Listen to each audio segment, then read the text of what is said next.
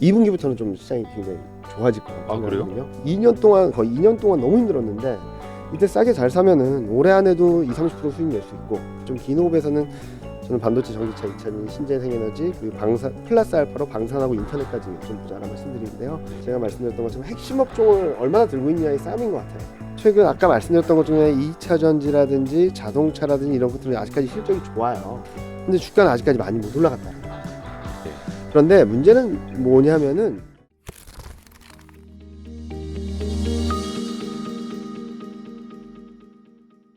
그 방금 동남아 순회 공연이니까 네, 방금 그 시상식을 다녀오신 베스트 애널리스트 이경민 팀장님 모셨습니다. 아유, 안녕하십니까. 고맙습니다. 그 매경 베스트 네, 애널리스트 네. 시황 분야 1위. 네, 감사합니다. 그냥 자주 하시는 거니까. 아니, 너무 감사할 따름이죠.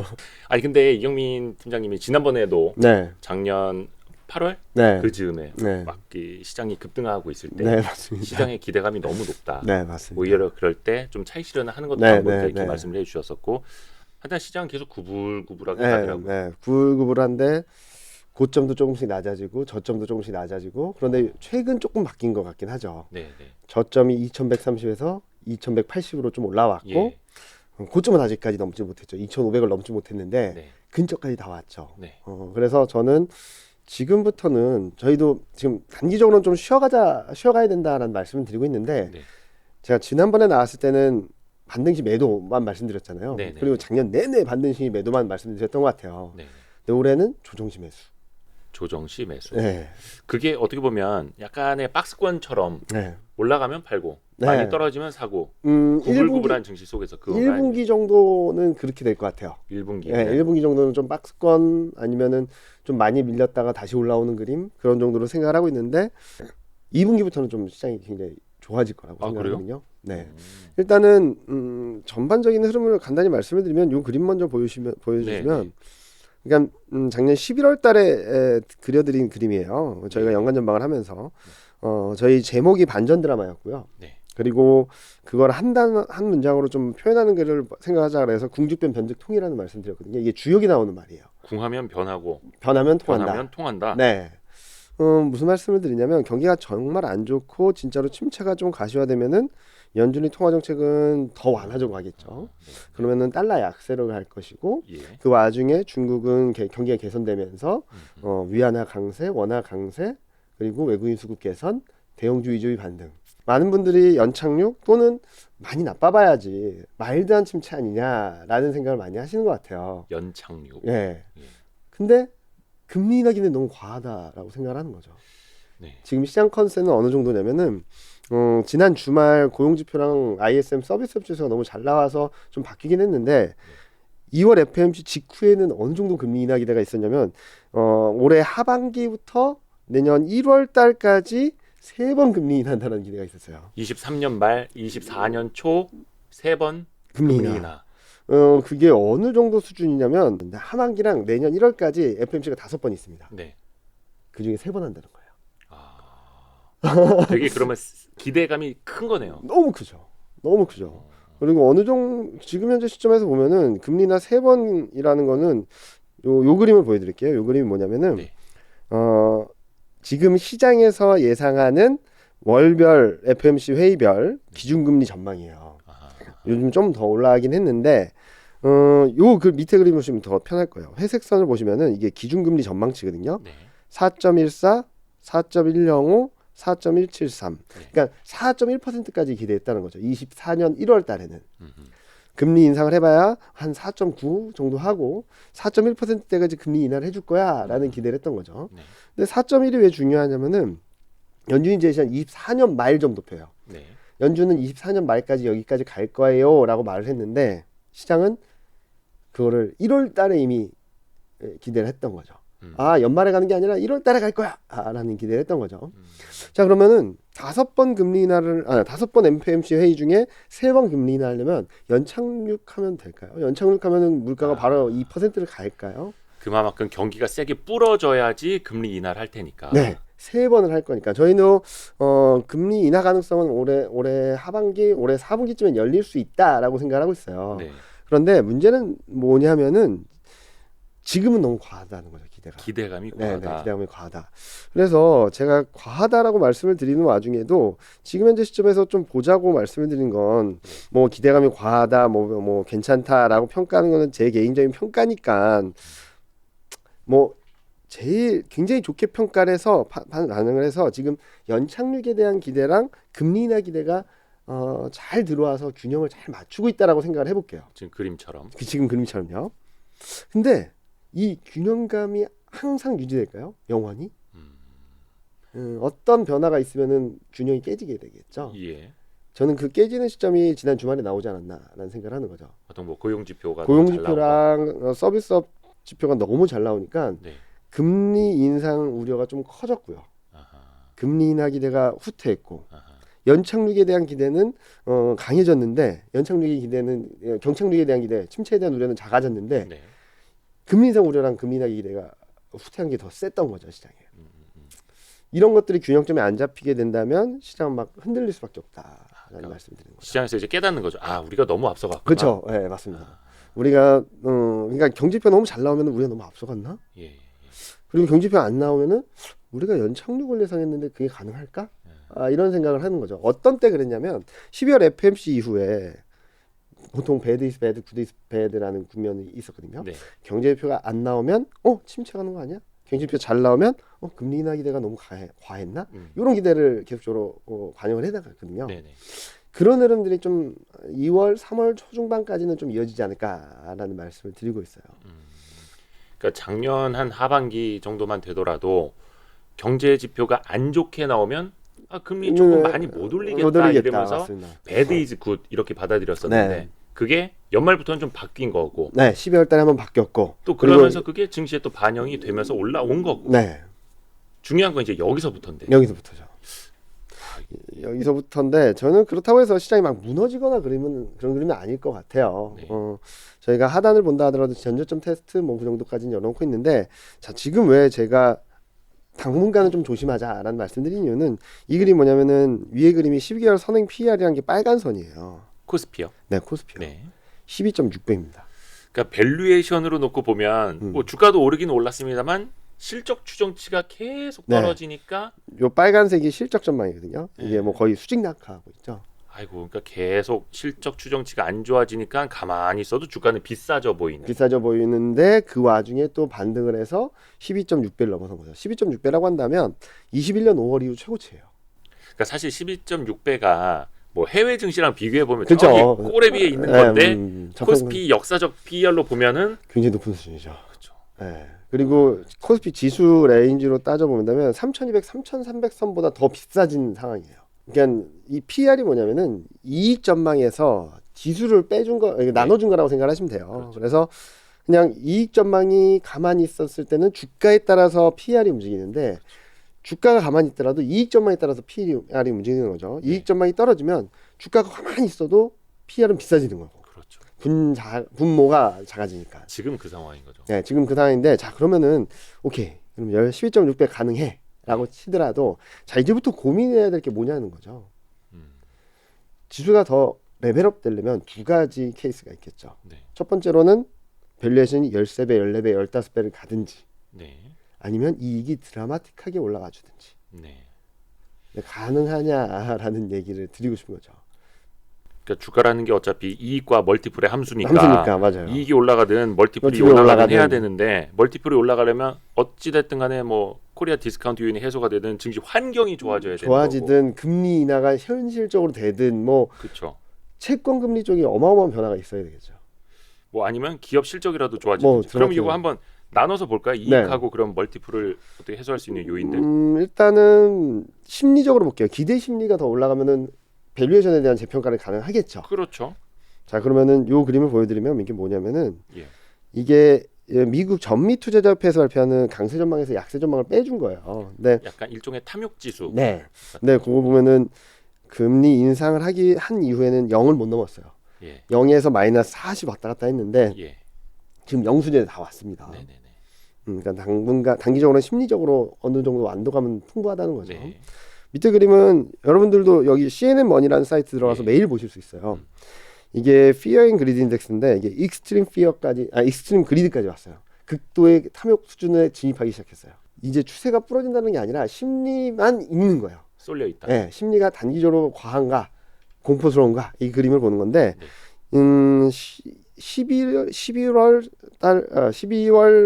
말 11월 초만 하더라 피어였어요. 한 달 만에 여기까지 온 거예요. 여기였었다가 이게 쫙 치고 올라와서 고점까지 왔던 거거든요. 네.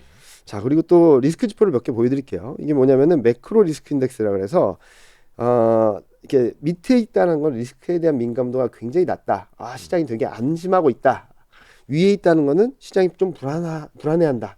근데 이게 보통은 역발상 투자의 시그널이 되기도 해요. 네. 여기 밑에 있다라는 의미는 0.2 밑으로 가면은 시장의 안도감이 너무 팽배한 거 아니야? 이제부터는 리스크에 대한 민감도가 높아지겠다라는 네. 생각을 할 수 있겠죠. 그리고 밑에 있는 그림은 빅스 지표죠. 네. 변동성 지수인데 이것도 바닥권에 있습니다. 네. 자, 그러면은 이 네 가지 지표들을 보고 여기서 투자 심리가 더 좋아져서 네. 그리고 변동성 지표도 더 떨어져서 그리고 리스크에 대한 민감도가 더 떨어져서 상승할 여력과 시장이 조금만 불안해져서 다시 심리가 꺾이고 변동성이 커지고 그리고 리스크에 대한 민감도가 높아지면 하락할 확률이 어디가 더 큰가를 봐야 되는 거죠. 네. 저는 지금 현재 시점에서는 단기적으로는 업사이드 포텐셜 상승할 수 있는 여력은 굉장히 적은데 지금 변동성이 커질 가능성은 그리고 하방 압력이 커질 가능성은 굉장히 높아지고 있다라는 말씀을 드리는 거거든요. 자, 그런 상황에서 지금 뭐 좋아지는 것들이 뭐 있나라는 네. 생각을 해보면은 일단은 지난주가 굉장히 중요했어요. 뭐였냐면은 반도체 실적 나왔죠. 네. 미국 제조업 지표 나왔고 네. 중국 제조업 지표 나왔고 그리고 뭐 2월 FMC 네. 그리고 서비스업 지수 고용 지표 너무 많이 것들이 나왔거든요. 네. 자, 그런데 서비스업 지표랑 고용 지표는 너무나도 서프라이즈가 나오긴 했는데 예. 나머지는 다 제조업 관련된 건 다 안 좋았어요. 아, 특히 한국 관련해서는 별로 안 좋았어요. 일단은 요 그림 뭐냐면은 저희 반도체 실적을 발표하면서 많은 분들이 기대했죠. 감산이 있을 거다. 감산. 근데 인위적 감산은 없다는 얘기를 했거든요. 삼성이. 라인 조정을 하고 뭐 그럴 수는 있다라고는 얘기를 했지만 네. 근데 문제는 뭐냐면은 실적이 엄청나게 안 좋아지다 보니까 요 밑에 그림 먼저 보실게요. 연간 이익 전망이 이렇게 레벨이 툭툭 떨어지고 있죠. 그래서 1분기 반도체 업종 전체의 영업이익이 적자로 바뀌었습니다. 네. 네. 전망치가. 네. 그리고 여기 오른쪽 요 그림 뭐냐면은 디램 익스체인지라 그래서 디램의 업황을 보여주는 건데 디램 네. 가격 흐름을 보여주는 건데 이게 연초부터 뚜두둑 떨어져서 지금 6% 가까이 또 떨어졌어요. 또 1분기 실적도 그렇게 좋지 않을 거다라는 그렇죠, 얘기죠. 그렇죠. 그리고 그런 상황에서 중국 제조업 지표는 좀 엇갈렸어요. 통계국 PMI는 50을 회복했는데 차이신 PMI라 그래서 이쪽은 또 전월보다는 좀 반등하긴 했지만 전고점을 넘지도 못했거든요. 네. 이게 무슨 말이냐면은 중국 경기가 조금씩 살아나는 것 같은데 기대감은 있지만 네, 기대감은 있지만 확 퍼지지는 못하고 아직 있다. 본격화되진 않았어요. 네. 회복이. 그래서 지금 보면은 여기 밑에 그림 뭐냐면은 이게 실물 지표예요. 수매 판매는 예상했던 것보다 좋긴 했지만 여전히 역성장, 마이너스 성장이고요. 그리고 산업 생산도 계속 둔화되고 있고 고정자산 투자도 둔화, M1 증가, 유동성 증가도 둔화되고 있죠. 자, 이 수출을 미국 ISM 제조업 지수라 그래서 제조업 경기를 보여주는 지표도 계속 떨어지고 있어요. 3개월째 떨어지고 있어요. 네. 네. 그리고 한국 수출 뭐 굉장히 안 좋았죠. 마이너스 16.6%. 그런데 더 문제는 뭐냐면은 중국 수출이 마이너스 폭이 더 커졌어요. 반도체 수출도 마이너스 40%까지 떨어졌고 네. 아직까지 바닥의 기운이 보이지 않는다. 네. 라는 시그널을 볼 수 있겠죠. 그래서 전반적으로 경기나 이런 것들이 아직까지는 안 좋다라는 시그널들이 좀 많아요. 네. 그런데 주가는 기대감에 이렇게 올라왔다고 한다면 현실과 그러니까 실질적인 펀더멘탈과 괴리가 기대감 간의 괴리가 너무 크다라는 거죠. 그래서 이 둘 간의 간극을 좁히는 시간이 좀 필요하지 않을까라는 말씀을 드리는 거고 그 시간이 저희는 2월, 3월 중에 나올 수 있다라는 말씀을 드리고 있습니다. 그러니까 뭐 여러분들 뭐 책을 앙드레 코스톨란이라는 예. 분의 책을 읽으시면 개와 주인의 산책 이론이라는 게 있어요. 그렇죠.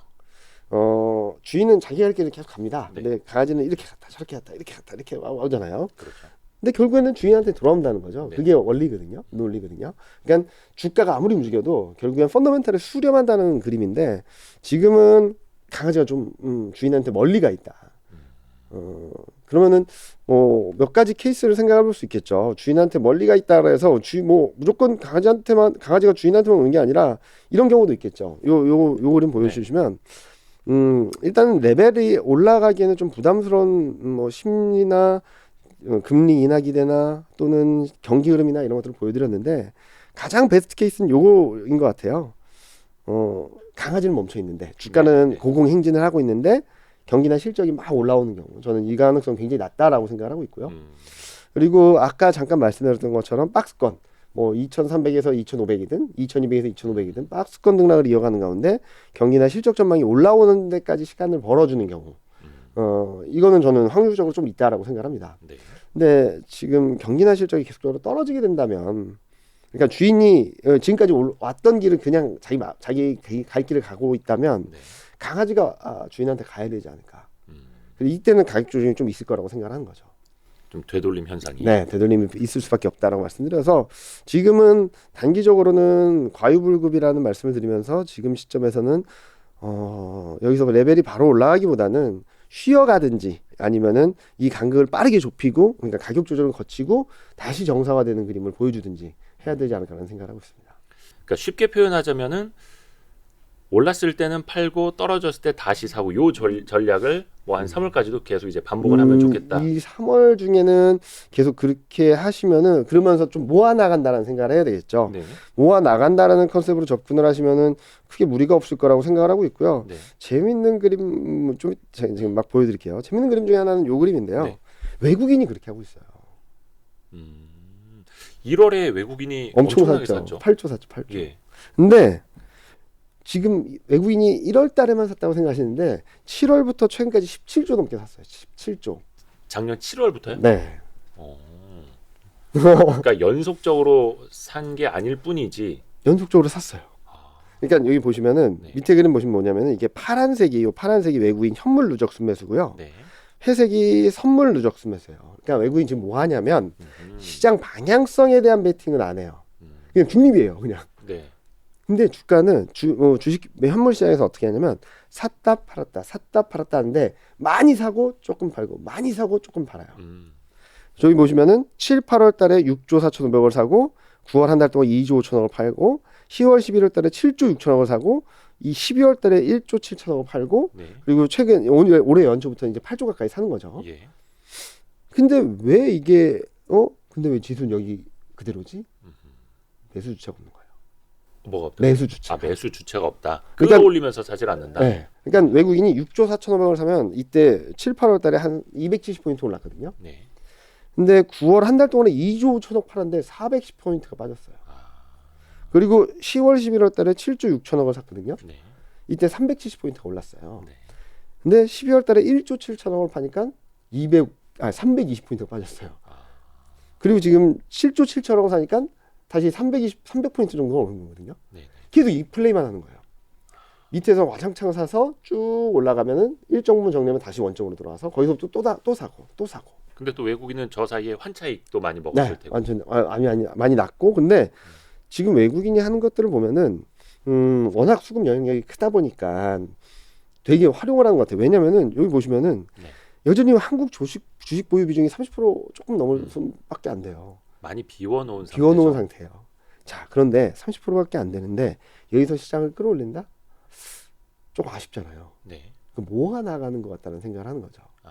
내 비중을 충분히 늘린 다음에 그 다음에 방향성 베팅을 하겠다라는 생각을 좀 하는 것 같아서 저는 외국인도 그렇고 외국인도 지금 많이 사고 좀 많이 올랐을 때 일정 부분 차익 실현하고 네. 또 떨어지면 또 많이 사고 또 반등하면 좀 차익 실현하고 계속 이 패턴이라서 이런 식으로 한두 달 정도만 조금 더 해보시자. 그래서 2,400 이상에서는 더 사지 말고 네. 좀 저점에서 잘 사셨다면은 일정 부분이라도 정리하셔가지고 더 싸게 살 기회를 평단가를 계속 낮추는 과정을 거치신다면 저는 2분기, 3분기 때는 이 시장이 굉장히 좋을 것 같다는 생각을 하고 있죠.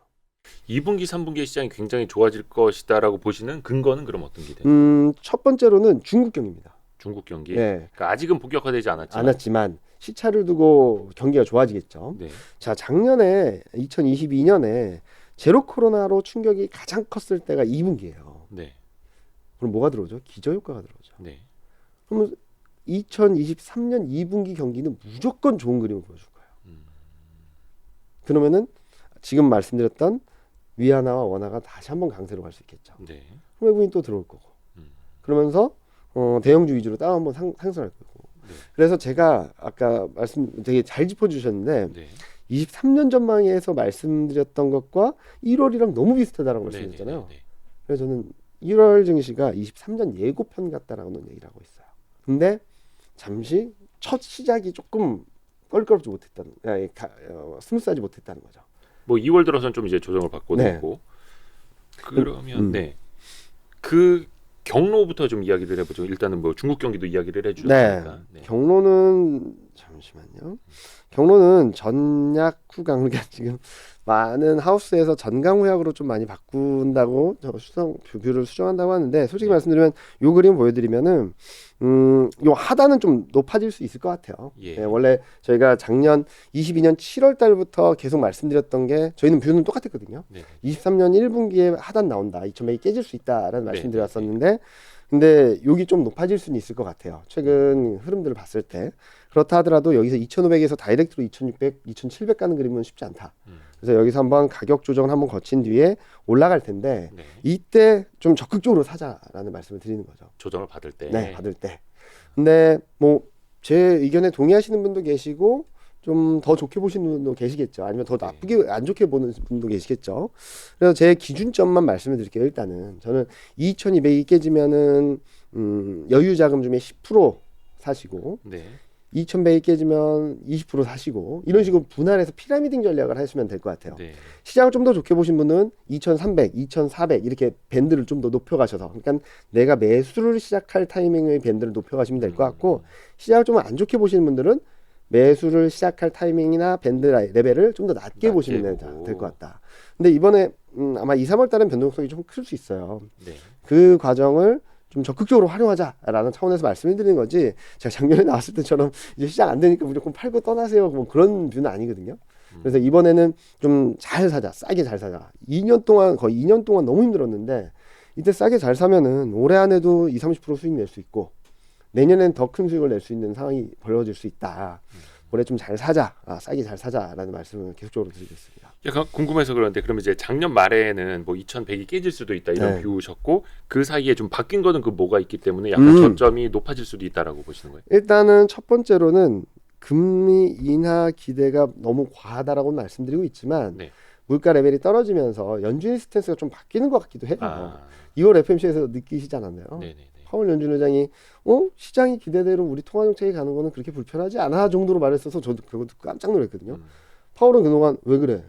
시장 기대가 너무 과하다 이런 스탠스였고, 과소 긴축, 그러니까 긴축을 너무 덜해서 경기가 더 안 좋아질까봐, 물가가 다시 한번 올라갈까봐 걱정한다라고 했는데, 이번에 과잉 긴축을 고민하고 있다라는 얘기를 했거든요. 그 정도로 좀 스탠스가 변했다는 점들이 하나 있고요. 또 네. 하나는 달러랑 원화가 달러가 너무 약해졌어요. 네. 저희가 예상하지 못했던 변수는 일본이죠. 일본. 네. 일본 통화정책 밴드를 넓혔잖아요. 네. 저희는 그게 23년 4월쯤 3월 4월쯤 들어오지 않을까라는 생각을 했었어요. 네. 근데 그게 좀 빨리 들어왔고, 네. 또 하나는 중국이 예상보다 빠르게 리오프닝을 했어요. 그리고 경기가 좀 올라올 수 있는 여지가 커졌고, 이런 것들을 고려했을 때 하단을 좀 높일 수는 있겠다라고 하는데, 고민스러운 거는 저희가 생각했던 것보다 이익이 너무 나빠요. 네. 그래서 그런 사이에서 좀 고민을 하고 있죠. 그래서 이번 주 다음 주 해가지고 좀 고민을 해서, 저희 이코노미스트도 지금 고민이 되게 크거든요. 이번에 고용지표랑 서비스업 지수가 너무 잘 나와가지고 예. 경기를 어떻게 봐야 될까, 그쪽은 계속 얘기를 하고 있는데, 그런 고민들을 좀 하고 있다라는 정도로 말씀을 드릴 수 있을 것 같아요. 그리고 약간 이제 그런 걱정도 있어요. 뭐 지금 2,400 언저리에 있는데, 뭐 2,300까지 만약에 떨어져도 사람들은 손실이 막 커지고 힘들어질 겁니다. 근데 또 어떻게 보시는 분들은, 아니 그렇게 해서 조정이 있고 하반기에 올라갈 거라면 그냥 버텨도 되겠지. 네. 이렇게 생각하시는 분들도 있을 거거든요. 저는 하반기 내년까지 보시고 그냥 나는 모르겠어, 이거 샀다 팔았다는 거 힘들어라고 하시는 분들은 그냥 두시면 돼요. 저는 여기서 샀다 팔았다 하지 않으셔도 된다라는 말씀을 드리고 있고, 근데 그런 분들이 그렇게 많지는 않을 것 같아요. 근데 그 안에서도 적극적으로 초과 네. 수익을 얻으려고 하시는 분들. 근데 초과 수익을 얻으려고 하시는 분들 중에서, 만약에 예를 들어서 지금 나는 현금 비중이 50% 이상이고 지금 50% 정도 주식을 들고 있다라고 하시는 분들이라면, 이 50%를 얼마나 싸게 살까만 고민하시면 돼요. 샀다 팔았다가 아니라 싸게 잘 사야지라는 고민만 하시면 돼요. 그래서 아까 말씀드렸던 밴드를 통해서 이게 피라미딩 전략을 가져가시면 될 것 같고, 만약에 잘 사셔서 100%난 주식이다라고 하시는 분들은 전 솔직히 여기서 한 20-30%는 어느 정도 차익을 실현하고. 실현해서 해서 좀 기다리셨다가 만약에 여기서 돌파해서 쭉쭉 뻗어나간다라고 했을 때 다른 업종이나 진짜 따라가는 업종들을 찾아가서 가도 크게 무리가 없다라고 생각하는 거죠.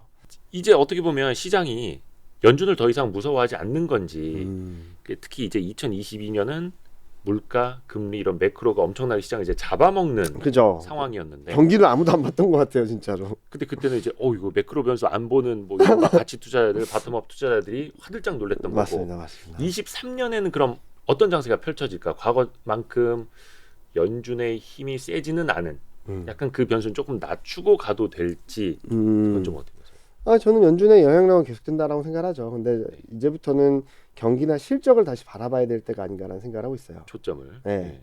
자, 많은 분들이 걱정을 하십니다. 물가가 다시 오르면 어떡하냐. 근데 자, 지금 물가 때문에 시장이 고통스러워하는 것은 경기가 못 받쳐주기 때문이에요. 네. 물가 레벨이 너무 높은 것도 있죠. 네. 그리고 과거 봤을 때 GDP보다 물가가 높으면 시장 고통스러워할 수밖에 없습니다. 네. 그런 상황이라서 지금은 좀 더 고통의 시간이 있는데 시장의 기대가 너무 과하다라는 말씀을 드리는 거고요. 네. 자, 과거 흐름들을 봤을 때 물가가 이 정도 레벨은 아니었지만 경제 성장률이 올라와 줄 때, 경기 모멘텀이 살아있을 때 물가가 올라도 금리를 인상해도 시장은 계속 좋았어요. 지금은 경기도 계속적으로 둔화되는데 물가 상승 압력이 너무나도 세다 보니까 시장이 많이 흔들렸던 거죠. 네. 그래서 저는 앞으로는 좀 더 경기 모멘텀을 좀 더 바라봐야 되지 않을까. 특히 중국까지 붙어주게 된다면 아마 올해까지는 좀 국가별로 지역별로 엇갈리는 흐름 때문에 좀 왔다 갔다 할 수 있는데 내년에는 진짜로 전반적인 국가들이 경기가 살아나는 국면으로 들어갈 수 있어서 저는 물가에 대한 부담을 좀 내려놓고 경기에 대한 포커스가 맞춰지지 않을까, 실적에 대한 포커스가 맞추지 않을까 생각하고 있죠. 특히 24년에는 올해 코스피 실적, 특히 반도체 실적이 너무나도 안 좋기 때문에 그렇죠. 24년에는 좀 기저효과만으로도 레벨이 올라가는 그림이 나타날 거거든요. 그래서 그거 좀 여쭤보려고요. 네. 그러니까 사실 주가라는 녀석 아까 이제 앙드레 코스톨란이 이제 산책하는 게이로 네. 말씀해 주셨지만 실적이 계속 다운되고 있을 때 네. 전망치도 내려가고 있을 때는 주가가 막 퍼포먼스를 펼치기는 쉽지 않다. 맞습니다. 이게 정설 아닙니까? 네. 근데 많은 분들은 2023년 실적 안 좋은 건 이제 다 알겠고 그렇죠. 기대치는 이제 2024년이야. 네. 이렇게 말씀하시는 부분도 네. 있어요. 23년 말부터 만약에 거기다 금리까지 내려간다 하면 네. 그거 보고 주가는 더 갈 수 있어 이렇게 보시는 분들도 있더라고요. 네. 거기에 대해서는 어떻게 생각하세요? 그거는 좀 시간이 필요하지 않을까. 시간. 무슨 말씀을 드리냐면은 통상적으로 시장이 뭐 단기든 중장기든 과열권에 들어갔을 때의 흐름들이 먼 미래의 얘기들을 계속적으로 끌고 와요. 지금은 암울하기 때문에 먼 미래의 얘기들을 끌고 오죠. 근데 지금은 24년 정도에 대한 얘기라서 지금의 현실을 잊어버리고 이제 먼 미래를 보는 거죠. 그러니까 2,400, 2,500 갈 것 같을 때는 24년이 보이는데 네, 그렇죠. 근데 또 조정받기 시작하면 네. 23년 실적이 안 좋구나 막 네, 이렇게. 그렇죠. 그러니까 레벨에 따라서 사람들이 그걸 바라보는데 제가 아주 어렸을 때 2007년 시장이 막 꺾이기 직전에 네. 그때 어떤 현상이 벌어졌었냐면 어떤 업종에 대한 실적을 추정하는데 5년 뒤 거를 가지고 2012년 거를 땡겨서 그래서 얘는 사야 된다라는 얘기를 하시더라고요, 누군가가. 근데 저는 그거 보고선 저희 시니어분한테 이렇게 해도 돼요? 그런데 이렇게 아니 해도 뭐 돼요? 하고 싶으면 하는 거지 뭐. 근데 경민아 지금은 좀 너무 심한 것 같다. 왜냐면은 수주 산업이라고 해가지고 이건 확정된 거니까 무조건 여기까지 갈 수 있다. 네네네. 자, 그러면 거꾸로 말하면은 2008년에는 언제 걸 땡겨올까? 2009년에 언제 걸 땡겨올까? 2010년에 언제 걸 땡겨올까? 그렇죠. 또 그게 계속 될까? 그리고 선반영이라는 게 있잖아요. 네. 예를 들면은 그거를 땡겨서 2007년에 주가가 많이 올랐다라고 한다면 2012년까지 뭔가 모멘텀이 있을까? 네. 그런 고민들이 필요한 거죠. 그러니까 지금 그런 기대감으로 더 오를 수도 있겠죠. 근데 저는 그렇게 된다면은 올해 시장은 되게 재미없을 거라고 생각하는 거죠. 내년 거까지 다 땡겼으면 어떻게 움직이겠어요? 그럼 2025년 거를 또 봐야 되겠죠. 2025년 건 전망치도 안 나와요. 네. 그러니까 그렇죠. 너무 앞서가는 듯한 기대감들, 그러니까 그런 기대감들이 뭐 어느 때는 합리적일 수도 있겠죠. 근데 한편으로는 좀 과열, 시장이 뜨거운 심리를 좀 반영하는 것이 아닌가라는 생각을 하고 있어서 저는 오케이 24년을 본 수는 있다. 근데 그러려면은 지금부터 사서 24년까지 묻어두겠다라는 생각을 한다면 오케이인데 지금 시장이 더 올라간다라는 생각을 하기에는 좀 무리가 있는 것이 아닌가 생각하는 거죠. 처음에 말씀해 주셨던 그 굴곡을 네. 그러면 버텨낼 수 있느냐 이것부터 그쵸, 다시 맞습니다. 생각을 해봐야 네. 되는 거니까. 그러니까 그 굴곡을 버텨낼 수 있고 크게 무리가 없다라고 생각하시는 분들은 그냥 사놓고 그쵸, 그냥 그쵸. 기다리시면 되는 사람 거고. 성향마다. 네. 만약에 변동성에 대한 부담이 너무 크다라고 하시는 분들은 좀 이 변동성을 적극적으로 활용할 수 있는 유동성을 마련해 놓으신다거나 아니면 지금 이미 유동성이 좀 있으시다면 현금 비중이 있으시다면 그거를 잘 활용할 수 있는 방법을 더 고민해 보자라는 말씀을 드리고 싶은 거죠. 그 조금 이제 실전 투자 전략으로 가자면 앞에서 이제 지수 네, 그 사이에 둔 투자 전략 네, 네. 자산 매분 요거 이제 말씀을 해주셨고 그러면 약간 좀 단기적으로 매매를 하는 게 최소한 1분기까지는 괜찮을 거다라고 네, 보시는 네. 거겠네요. 네, 네, 맞습니다. 단기적으로. 근데 그거를 뭐 그걸 다 일일이 맞추기는 그거는 사실 어려운 일이니까. 맞아요. 아니, 근데 네. 그래서 저는 지금 현재 시점에서 개인 투자하시는 분들한테는 최근 달러가 좀 또 반등이 세게 해가지고 예. 좀 고민스럽긴 하죠. 근데 제가 2월 전망을 하면서 그리고 2월 초, 1월 말 2월 초에 세미나 다니면서 계속 말했던 건 달러 사야 된다라는 말씀을 드리긴 했어요. 네. 그래서 달러가 최근 좀 반등이 세게 했잖아요. 전 반등을 좀 더 이어갈 수 있다라고 생각하고 있어요. 원달러 안주는 1,300원대 돌파 시도는 좀 한 번쯤 나올 수 있다라고 생각하거든요. 그거는 일종의 그 올랐던 증시가 조정받는 것처럼 네. 많이 떨어졌던 떨어진 달러가 다시 이제 강세적으로 리바운드 할 수 있는. 반등 그리고 또 다시 이렇게 내려가겠죠. 그러니까 추세는 아니고. 네, 추세는 아니고. 그리고 펀드 매니저분들한테는 무슨 말씀을 드리냐면 지금 좀 통신이나 이런 쪽들 방어주가 괜찮을 것 같아요라고 말씀을 드리면서 또 한편으로는 그분들은 주식 비중이 굉장히 많은 상황에서 순환매에 대응해야 되거든요. 그렇죠. 그래서 요 그림 보여주시면 요 밑에 그림이 지난 주말까지 코스피 수익률이에요. 네. 근데 지금 펀드 매니저분들이 굉장히 힘들어하시는 것 중에 하나가 뭐냐면은 소수 업종만 올랐어요. 웬만한 업종들은 다 시장보다 안 좋았어요. 그런 상황에서 IT 플러스 은행, 자동차 이것 빼고는 별로 안 좋았어요. 네. 그래서 제가 요즘 많이 말씀드린 거는 지금 만약에 시장이 여기서 더 올라간다 하더라도 반도체, 은행 이런 걸로 아퍼폼하고 수익률을 극대화하기는 어렵다. 오히려 요 밑에 있는 애들 쪽으로 좀 바라봐야 되지 않을까라는 말씀을 드리거든요. 소외주. 이거는 단기 트레이딩입니다. 좀 길목을 좀 지키셨다가 탕 튀면은 빨리 팔고 나오셔야 되는 전략인 것 같아요. 그러니까 한 번은 온다 이런 한 번 개념이네요. 온다. 네. 그래서 기회를 준다. 네. 그래서 펀드 매니저분들한테는 리밸런싱만 하자. 무슨 말씀을 드리냐면 내 포트를 이렇게 짜놨는데 이제 내가 짜놨던 포트보다 주가가 올라서 오버웨이트 되는 종목이 있을 거 아니에요. 그렇죠. 그건 좀 정리하고 자연스럽게 떨어져서 언더웨이트 되는 종목이 있을 거 아니에요. 네. 그거는 좀 담아가고.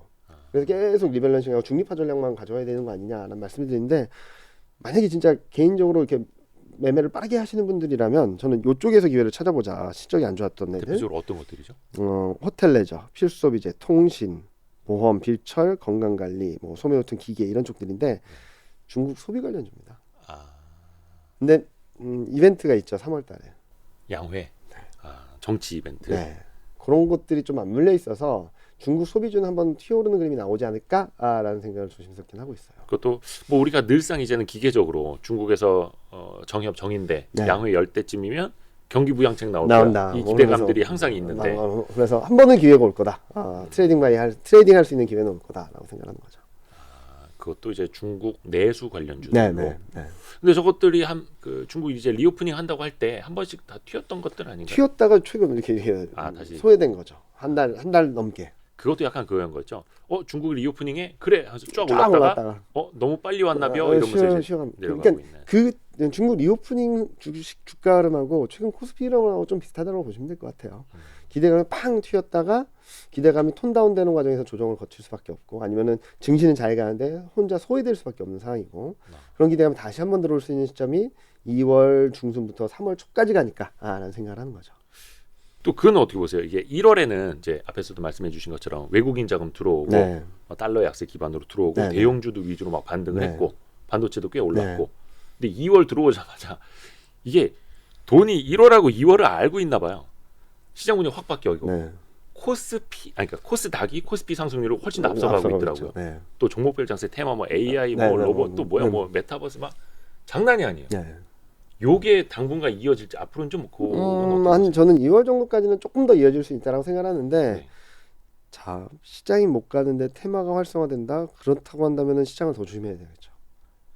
네, 저는 그런 시그널로 생각을 하고 있습니다. 지금 시장이 과열되다 보니까 대형주 위주로 올라온다 했다는 부담이 커지다 보니까 중소형주, 테마주 이쪽으로 가는데 저는 거기에서도 길목 지키기 또는 탕 튀었을 때 뭐 수익을 낼 수 있는 분이 아니라면 발을 빼는 게 맞지 않을까라는 저는 생각을 하고 있어요. 이것도 어떻게 보면 이제 짧게 끊어가야 네, 끊어가야 한다. 그러니까 수익을 좀 확정지어야 네, 네, 한다라는. 네, 네. 지금 더 뜨거워질 수 있을까라는 고민이 필요하다는 시점이죠. 전반적으로 시장 자체. 그리고 지금 코스닥이나 이런 종목들이 튀는 거는 1월 달에 너무 부진했기 때문에 이 갭을 맞추는 작업이라고 생각하거든요. 1월에 워낙 이제 대형주만 갔으니까. 맞습니까? 네. 그런 차이지 뭐 와 이제부터 중소형주 코스닥이 날아갈 거야라고 말씀드리기 좀 어려울 것 같아요. 금리가 뛰면은 네. 좋아질까요? 채권금리가 튀고 뭐 금리 인상을 더 한다라고 하고 금리 인하에 대한 후퇴하면서 채권금리가 좀 더 올라가게 된다면 중소형주나 코스닥은 조금 불안정해질 수밖에 없지 않을까라는 생각을 하고 있습니다. 이제 그것도 이제 1분기. 네, 1분기. 1분기 정도로 네, 네. 말씀해 주시는 거고. 그래서 코스피와 코스닥이 완전 전혀 다르게 갈 수는 없을 거다라고 네. 보시는 거네요. 그 투자 전략 자료를 보니까 네. 올해 연간으로 좋게 보시는 거는 이제 반도체, 네. 신재생 에너지, 네. 인터넷, 방산 네, 맞습니다. 이렇게 보시더라고요. 그게 뭐 말씀드리다 보면은 너무 뻔한 거 아니냐 근데 사실 반도체를 빼놓고 대한민국 생각을 주식을 얘기할 수가 없어서. 그리고 또 전략하는 사람 입장에서는 반도체에 대한 판단이 가장 핵심이죠. 가장 중심이 되고 네. 반도체를 안 좋게 본다면은 시장을 안 좋게 보는 거고요. 그렇죠. 반도체를 좋게 보기 시작한다면은 시장을 좀 긍정적으로 바라볼 수 있는데 좀 긴 호흡에서는 저는 반도체, 전기차, 2차전, 신재생에너지 그리고 방산 플러스 알파로 방산하고 인터넷까지 좀 보자라 말씀드리는데요. 네. 일단은 이렇게 봐도 저렇게 봐도 이렇게 봐도 저렇게 봐도 계속 똑같은 업종들이 나옵니다. 어떻게 보셨길래요? 첫 번째 이 그림이 뭐냐면은 이게 주요국들의 정책이나 재정이나 이런 것들을 좀 따져보면 네. 긴축의 시대라고 하고 더 이상 재정 정책이 안 들어온다, 뭐 재정 정책이 여러 개 없다, 부채 부담이 크다라고 해도 돈이 차별적으로 쏟아져 들어가고 법안이 만들어지고 정책이 펼쳐지는 데는 반도체, 전기차, 2차전지, 신재생에너지 쪽밖에 없다라고 생각을 하는 거죠. 네. 뭐 일단 미국은 4대 핵심 품목을 선정해놓고 가장 먼저 법안을 통과시킨 게 반도체 법안이었어요. 네. 그리고 작년에 IRA 법안 통과시켰고요. 유럽은 신재생에너지 육성 정책이 있었는데 우크라이나 러시아 전쟁 때문에 리파워 EU라 그래서 그걸 더 빠르게 가져가자라는 얘기를 하고 있고 네. 반도체에 대해서도 투자 정책을 계속적으로 발표하고 있고 중국 뭐 다 아시다시피 그 반도체 굴기 네. 제조 2025 이런 것들 계속적으로 펼쳐나가는 가운데 신재생에너지 산업에는 보조금이랑 지원금 계속 돈 주고 있습니다. 네. 그럼 국방은 뭐냐? 방산은 뭐냐? 유럽하고 중동 쪽에서 이제 자주국방에 대한 니즈가 커지면서 네. 가성비가 좀 좋은 한국 기업들에 대한 러브콜이 계속적으로 있는 상황이죠. 네. 그런 것들이 좀 맞물려 있다라고 생각하고 있고 이런 과정에서 저희는 시장 흐름들이 2016년하고 17년하고 좀 비슷하지 않을까라는 생각을 하고 있어요. 네. 그때 무슨 일이 있었냐면 그때도 반도체 때문에 난리도 아니었습니다. 2015년, 16년 지나면서 반등을 하긴 했지만 시장이 뭐 지지부진했거든요. 네. 여기 보시면은 아시겠지만 계속 왔다 갔다만 했어요. 2015년 내내. 네. 반도체는 더 못했고요. 네. 엄청나게 못했어요. 왜 실적이 이때도 적자 간다, 안 간다, 막 난리도 아니었습니다. 네. 그러면서 캐펙스 투자를 막 줄였어요. 네. 그러다가 캐펙스 투자를 막 줄이다 보니까 2016년 하반기부터는 턴어라운드하고 2017년은 이 레벨업되고 여기서는 뭐냐면은 서버 수요가 폭발적으로 들어오면서 날아가 버린 거예요. 저 때가 딱 삼성전자만 오르던 시절. 네, 두 개만. 예. 원투 1등, 2등만. 그렇죠. 그래서 코스피는 2016년부터 17년까지 17년 말까지 한 26% 올랐는데 반도체 지수 자체가 100% 올랐어요. 그래서 지금도 비슷한 것 같다. 캐펙스 저희 반도체 하는 친구도 아까 서두에 말씀드린 궁죽변 변죽통이란 말 하고선 저한테 갑자기 오더라고요. 저도 똑같은 생각이라고. 상반기 때 안 좋아지면 안 좋아질수록 캐펙스 컬 더 많이 할 텐데 그러면은 수요와 상관없이 공급이 다운됨으로 인해서 반도체 시장은 자연스럽게 좋아진다.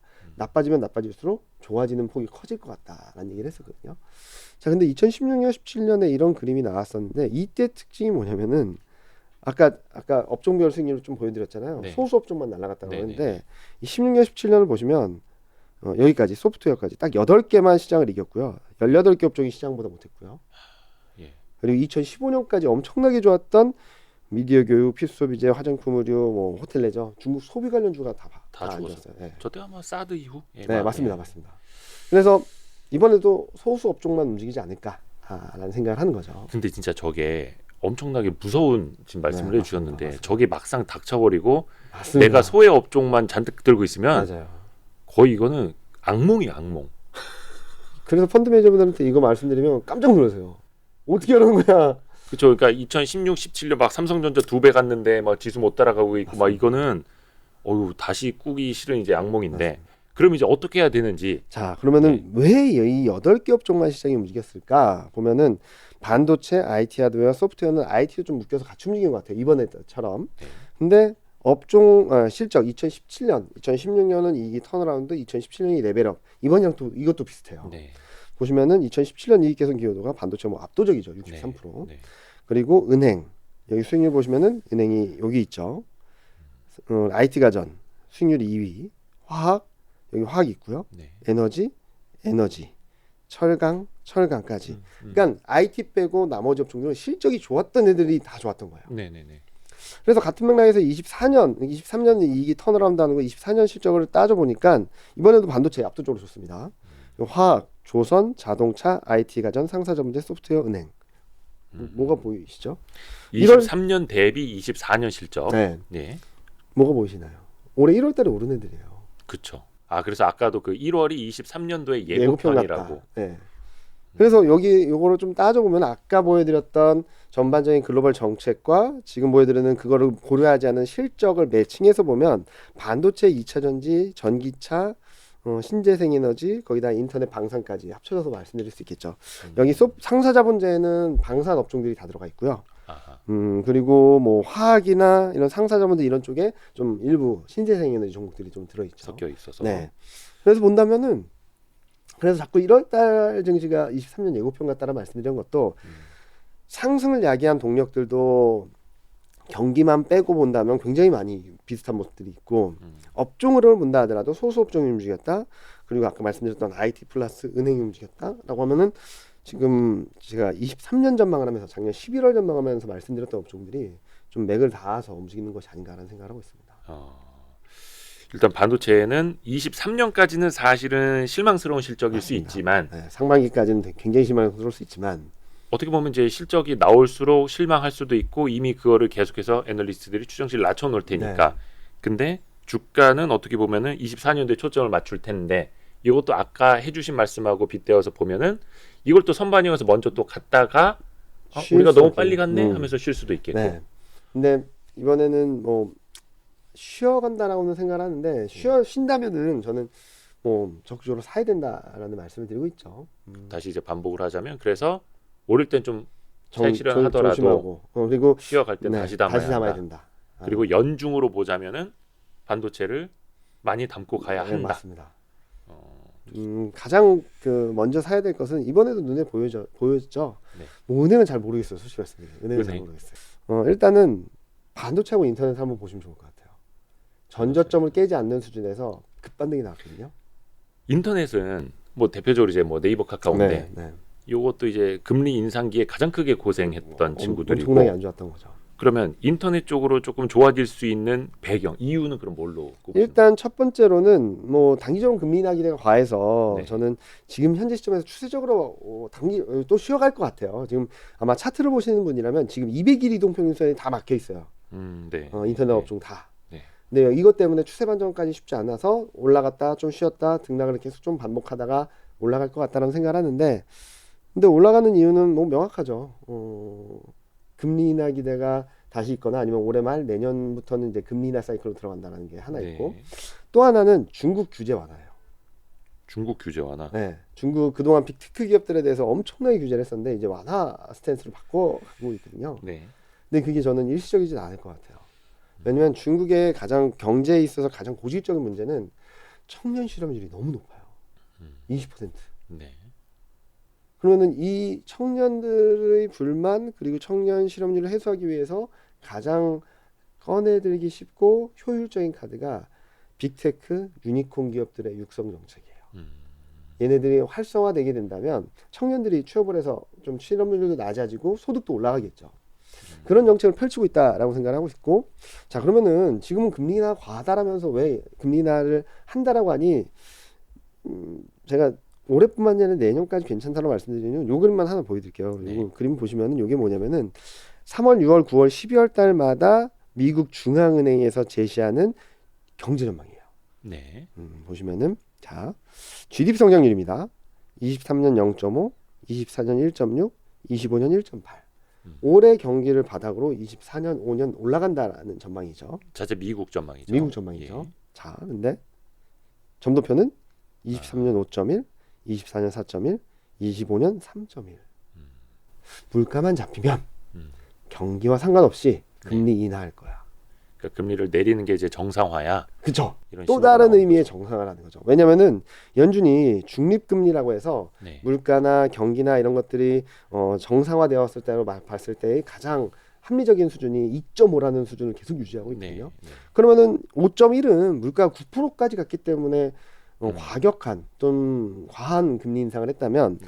다시금 물가만 잡히면 다시금 이쪽으로 가야 된다는 생각을 하는 것 같아요. 네. 2.5로. 그래서 경기는 살아나는데 매년 100bp씩 금리 인하해줄게 네. 라는 스탠스를 보여줬어요. 음. 그런데 아직 물가가 2%대로 내려오지 않았는데 시장은 75bp 금리 인하를 기대하니까 연준은 아직은 아니야 라는 얘기를 하는 거죠. 근데 저는 이 그림이 12월 달에 오픈돼서 시장에서는 기대감이 너무 크다라고 생각하는 거죠. 왜냐면은 이걸 3월 달, 올해 3월 달에 보여줘도 충분했었는데 12월 달에 미리 보여줌으로 인해서 뭐야? 경기가 살아나는데 금리 인하 해준다고? 경기가 조금이라도 안 좋으면 금리 인하 시점이 더 당겨질 거고 더 많이 하겠네 라는 기대를 계속 키워나갔다는 거죠. 이 간격을 좀 좁힌 다음에는 이 연준이 스탠스대로 시장만 움직여준다면 네. 저는 주식시장이 너무 좋겠죠. 경기는 살아나는데 금리 인하 해주는 데가 어디 있었습니까? 그래서 제가 말씀드렸던 것처럼 핵심 업종을 얼마나 들고 있냐의 싸움인 것 같아요. 네. 네. 핵심 업종. 네. 거기서 네. 이제 뒤처지면 안 되고. 네. 그리고 제가 이번에 잘 사자, 싸게 사자라고 말씀드린 이유는 뭐 일정 부분을 트레이딩을 할 수 있겠죠. 근데 상당한 부분, 한 50% 정도 주식을 100, 주식 상계 100이라고 치면 50% 정도는 반도체, 2차전지 뭐 이런 업종들에다가 딱 담아놓고 그냥 묻어놓고 나머지 30에서 50% 정도만 트레이딩 하시는 게 낫지 않을까. 얘네들은 계속적으로 굴곡이 있어도 계속 올라갈 겁니다. 아까 2016년, 17년 보여드렸잖아요. 걔네들 업종처럼 계속적으로 올라갈 거예요. 그러니까 우리가 뭐 개인 투자자분들이 펀드 매니저는 아니지만 아니니까. 포트폴리오 매니저는 아니지만 그래도 시장에서 뒤처지지 않고 아웃퍼폼을 하려면 반도체, 2차전지, 전기차, 인터넷, 방산까지는 네. 한 50% 요걸로 꽉 채워놓고 나머지는 원하신 대로. 거의 이거는 이제 장 담가 놓은 것처럼 네네. 뚜껑 열지 말고 네, 맞습니다. 나머지로 이제 트레이딩을 할 수 있는. 네. 그거 괜찮네. 그리고 그 이경민 팀장님 자료를 보다 보니까 네. 업종별 사이클 네. 7페이지에 네네. 조금 특이한 그림이 있더라고요. 이게 뭐냐면은 이게 저희 섹터 애널리스트 분들이 그 사이클별로 찍어주신 거예요. 네네네. 저게 현재 기준이 언제 어떻게? 11월 기준이죠. 11월. 네네. 그러니까 연간 전망을 쓰실 연간 때. 전망 쓸 때. 네.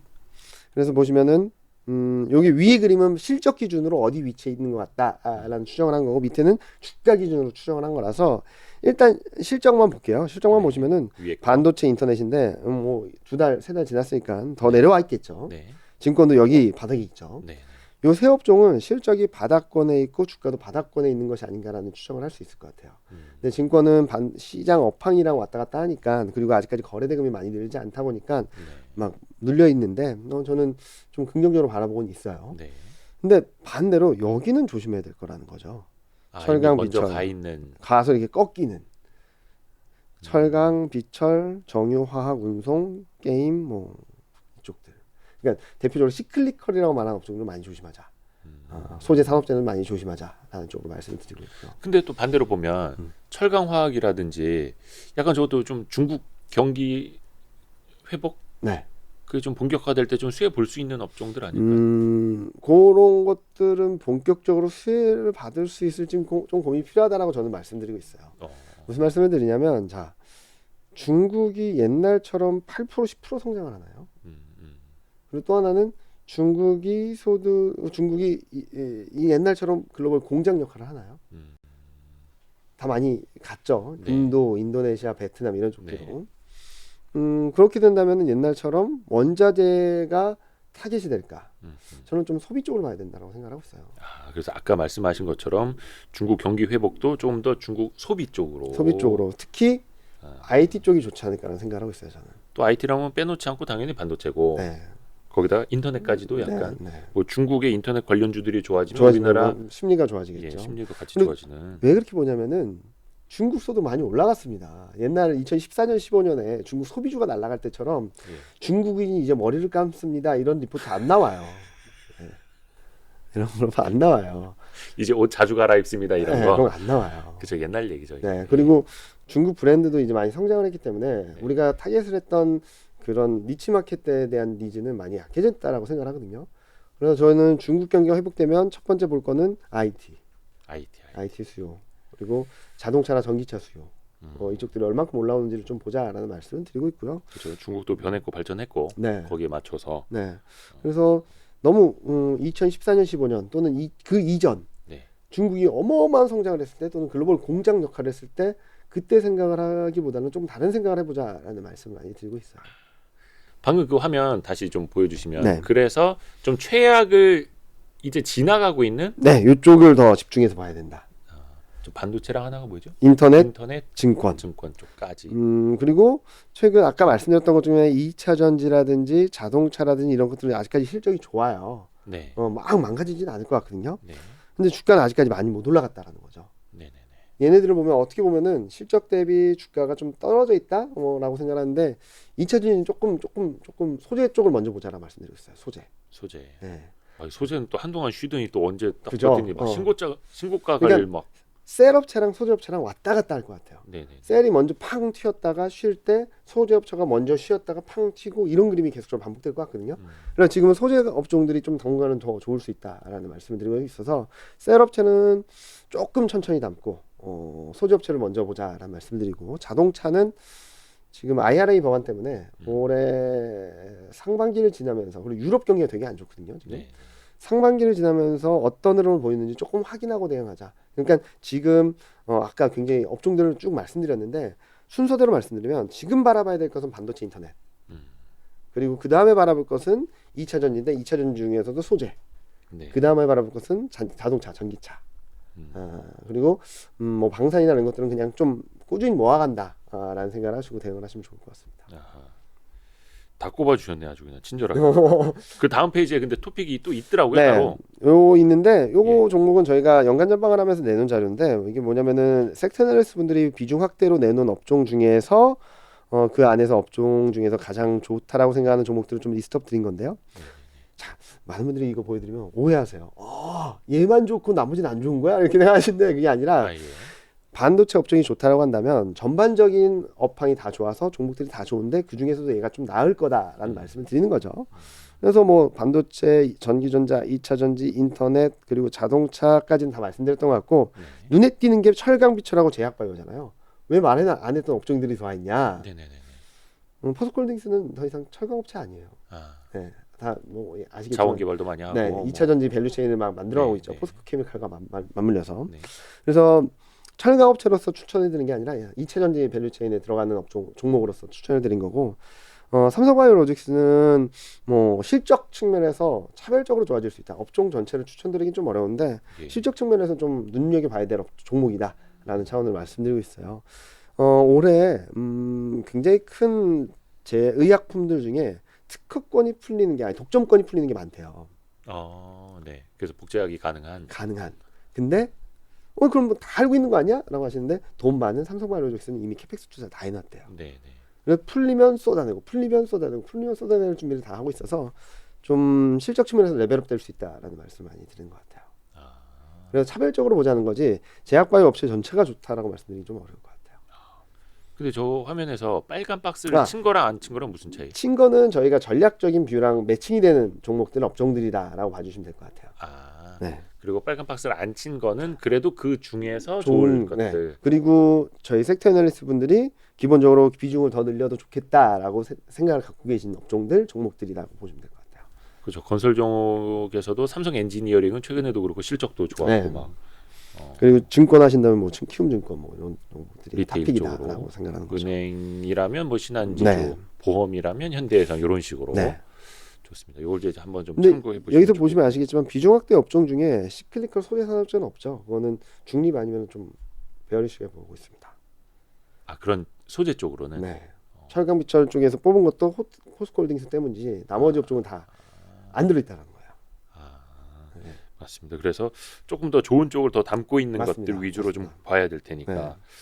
이게 우리 이경민 팀장님 한번 만나면은 그래도 뭔가 머릿속에 한 번씩 잘 네. 그려집니다. 감사합니다. 물론 그렇다고 해서 이경민 팀장님이 그려놓은 이 그대로 시장이 그대로 가는 건 아직은 아닌 아닙니다. 거죠. 뭐 그게 네. 뭐 과학적이지도 않고 이게 뭐 시장이 이성적으로만 가는 것도 아니니까. 그쵸, 맞아요. 하지만 우리가 항상 이런 계획을 세워놓고 음. 앞에도 그리고 또 구체적인 포트폴리오 전략까지도 말씀을 해주셨으니까 저희가 계속적으로 시장 전망을 하는 데 있어서 뭐 맞냐 틀리냐도 중요하긴 하지만 네네네. 지금 시장 상을 얼마나 잘 따라가느냐도 중요하잖아요. 그래서 네네. 저 같은 경우는 카카오톡으로 아무것도 안 하고요. 텔레그램 채널을 하고 있어요. 대신 스트레티지라고 해서 네네네네네네. 그걸 하고 있어서 거기 들어가시면은 제가 쓴 자료, 제 코멘트, 장중 시황 이런 것들을 계속적으로 업데이트 드리니까 뭐 이번에 나오고 뭐 다음에 나올 때까지 아무것도 안 하냐 그게 아니라 거기다 계속 하고 있어요. 그러니까 코멘트. 네, 자료도 계속 쓰고 있고 그러니까 그걸 통해서 이메인 팀장이 무슨 생각을 하는지 좀 같이 호흡한다라는 생각을 하고 따라가시면은 이렇게 생각이 바뀌었구나 아니면은